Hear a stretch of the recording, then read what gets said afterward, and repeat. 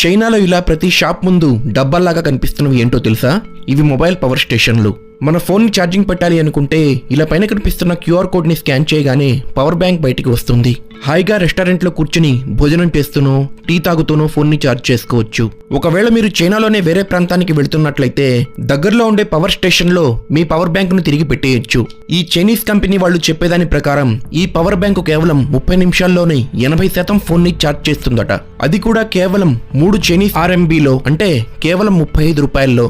ఈ టెక్నాలజీ ఏదో చాలా బాగుంది కదా ఫ్రెండ్స్. ఫోన్ ఛార్జర్ మోసుకెళ్లే అవసరం ఉండదు, ఫోన్లో బ్యాటరీ అయిపోతుంది, ఇప్పుడేం చేయాలి అనే టెన్షన్ అసలే ఉండదు.